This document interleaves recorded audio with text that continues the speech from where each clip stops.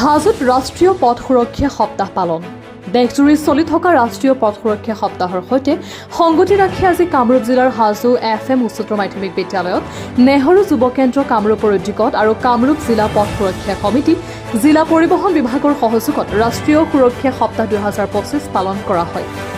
হাজো পঞ্চতীৰ্থ পৰিচালনা সমিতিৰ দলৈ শিৱপ্ৰসাদ শৰ্মাৰ সভাপতিত্বত অনুষ্ঠিত সভাত কামৰূপ জিলা পৰিবহণ বিষয়া মনোজ চৌধুৰীয়ে সভাত উপস্থিত থাকি সমাজৰ সকলো স্তৰৰ জনসাধাৰণক পথ সুৰক্ষা তথা যান বাহনৰ নিয়মাৱলী সঠিক ৰূপত পালনেৰে দুৰ্ঘটনাৰ সংখ্যা হ্ৰাস কৰাৰ বাবে আহ্বান জনায়। তেওঁ লগতে কয়, যান বাহনৰ তীব্ৰগতি পৰিহাৰ কৰা, হেলমেট পৰিধান কৰা, সুৰাপান কৰি গাড়ী চলোৱাৰ পৰা বিৰত থকা, গাড়ী চলাওঁতে মোবাইল ফোনৰ ব্যৱহাৰ পৰিহাৰ কৰা আদি পথ সুৰক্ষাৰ পঞ্চসূত্ৰ মানি চলিবলৈও সকলোকে আহ্বান জনায়। এইফালে যুৱচামৰ মাজত পথ সুৰক্ষাৰ নিয়মাৱলী সম্পৰ্কে সজাগতা সৃষ্টি সন্দৰ্ভত বিদ্যালয় মহাবিদ্যালয়ৰ শিক্ষক শিক্ষয়িত্ৰী, পিতৃ মাতৃ তথা অভিভাৱকসকলৰ গুৰুত্বপূৰ্ণ ভূমিকা আছে বুলিও তেওঁ উল্লেখ কৰে।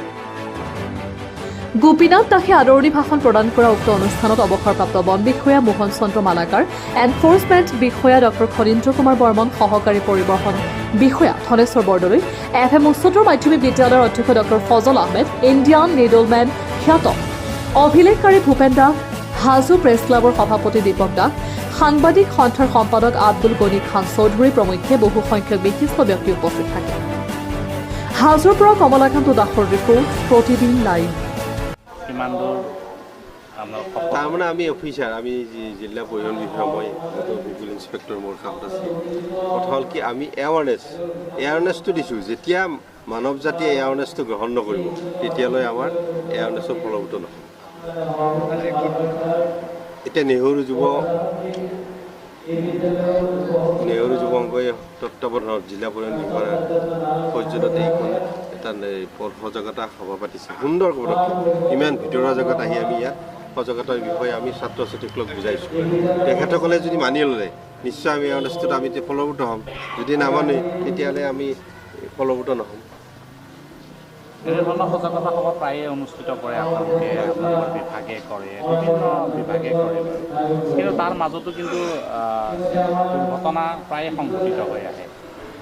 সেইটো কথাই ক'লোঁ, দুৰ্ঘটনা সংঘটিত হয়। মই যোৱা এটা এক্সাম্পল দিলোঁ যে IIT ষ্টুডেণ্টে 3জন উঠি গৈছে, খেদি যাই ধৰি গৈছোঁ যে সেই সজাগতা। সেইকাৰণে কৈছোঁ অতি দ্ৰুতগতি কৰিব নালাগে। দ্ৰুতগতি কৰিলে আমাৰ এক্সিডেণ্ট হয়। যেতিয়া আমি মানৱ জাতি, আমি যেতিয়া পথচাৰীসকল বা বাইক আৰোহীসকলে যেতিয়া অতি দ্ৰুতগতিটো কমাই দিব, তেতিয়া নিশ্চয় আমাৰ এই সজাগতাৰ ফলভূত হ'ম বুলি আমি নিজে বিশ্বাস।